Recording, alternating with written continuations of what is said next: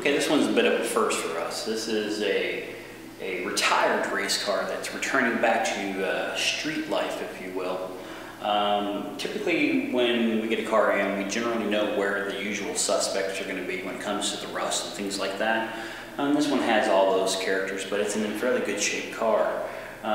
Keep in mind, traditionally the glue-in style windshield cars normally have a little bit of rust down here in the troughs of the windshield framing.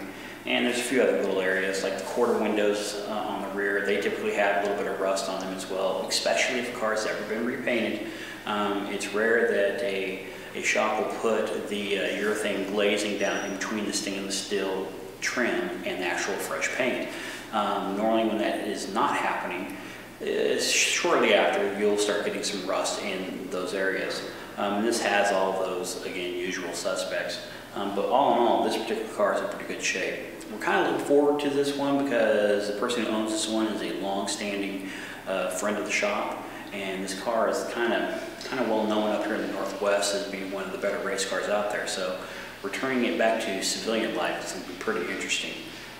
This car has been in the family for a very long time, and it's going to stay in the family for an even longer amount of time. So hopefully we'll be able to do some fun stuff with this one. You can keep an eye on it. So this is kind of a prelude, if you will.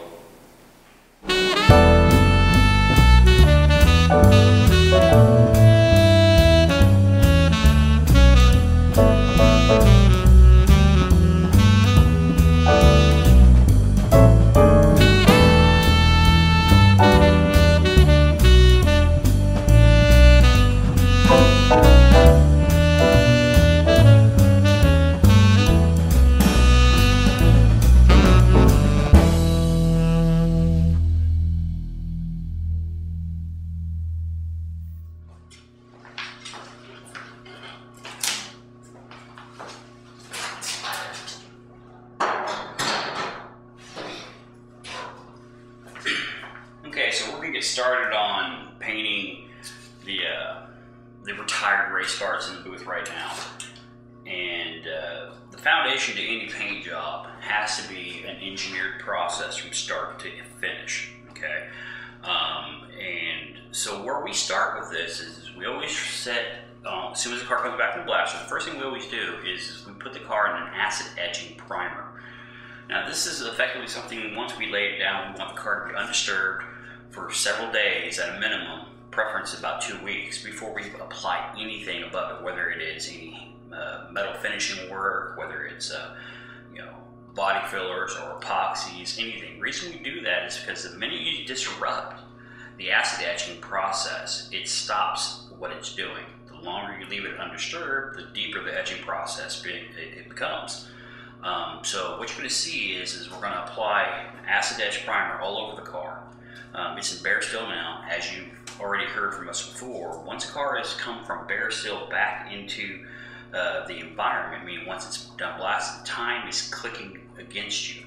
Okay, it's important that you get the car in an acid etch primer or an epoxy of any sort to cover that bare steel, because bare steel in its raw form, just like a freshly blasted car, is a wick. It starts to absorb moisture to some capacity, okay? So you may not see it on the surface, but it becomes a dormant case of rust. And all it takes is a little thinned out paint, which has really no water resistance property when it's thinned out, to activate that. And that's where we get rust bubbles under the paint.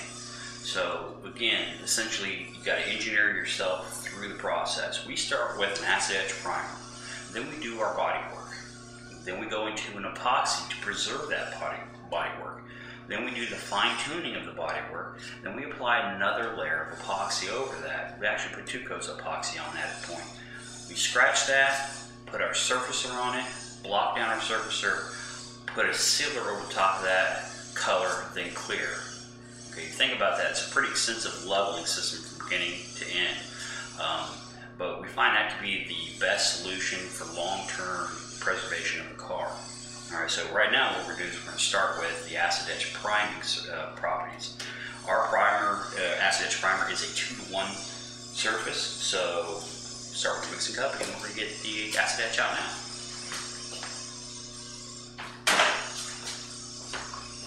The product we prefer to use is by the DuPont company. It's called CF22860S. All right, it's a chromate-free product. We used to use their chromated version of this, but in recent years, they've kind of really come down on the industry from using chromated properties in paints. So, trying to be environmentally conscious, we switched over to a chromate-free version of it. Okay, so we're going to use quite a bit of this stuff in the process of painting this thing. You got to think about this car; it's completely blasted, inside and out and underneath. Every bit of that has to be covered. You can certainly use up to about a half gallon, if not more, to cover everything. And this stuff isn't cheap. And oftentimes, that's what motivates a company in the body industry, that motivates them as to what they're going to use when painting a car. So if you're having somebody do this for you, don't hesitate to ask questions of what they're using, because we use the DuPont product all the way through the build. The reason we do that is because that's the only way we can get warranty backing from DuPont if the product ever fails.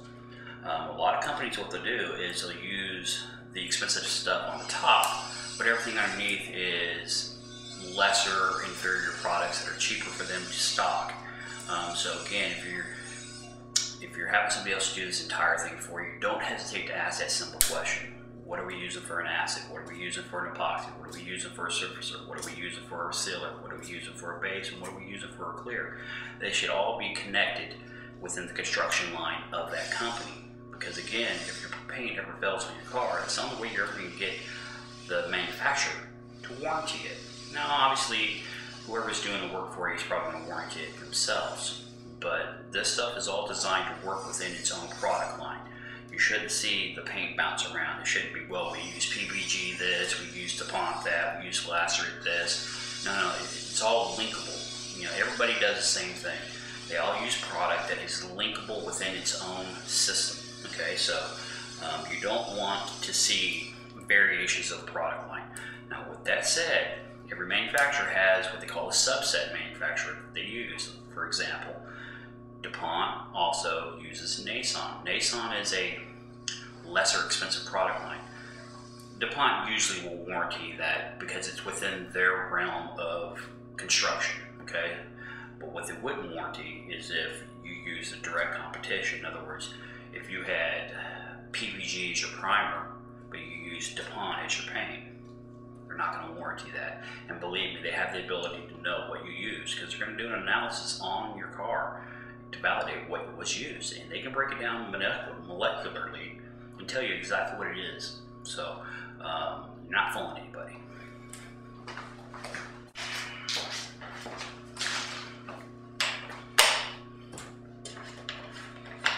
And this is a 2-to-1 product, and this is our reducer for the acid etch primer that we're using. You have to measure this about as accurately as possible. That's the other thing they can tell when they're warranting your product. They can tell whether you use excessive amount of reducers and activators, or if you use somebody else's reducers and activators, which, believe it or not, a lot of these won't be compatible with other brands. In fact, I've always known it that PPG is notorious for making sure that their product doesn't link to any other activators and reducers. This product may be chromate free, but it's still pretty dangerous stuff to inhale. So once you're in a paint booth, you got to make sure you're wearing quality respirators with updated charcoal filters. Because when this stuff settles in your lungs, you'll be coughing for months until you get rid of it. We're kind of lucky here in the Northwest that we're not required to go to a water-based system yet. The water-based system has proven to be pretty successful in the world for the last 10 years or so. But what they have not proven is to be as durable as the chemical-based paints are. Not to mention they still kind of interlink with one another. You start with chemical-based stuff before you switch to water-based. I just prefer to keep my linking system all the same until I have to switch over. It's not stubbornness or old school, it's just a matter of this is a proven product that doesn't fail. And I have seen some of the water-based stuff have problems. And you notice when I'm mixing this, I'm not whipping it like I'm trying to make meringue. don't want to incorporate air.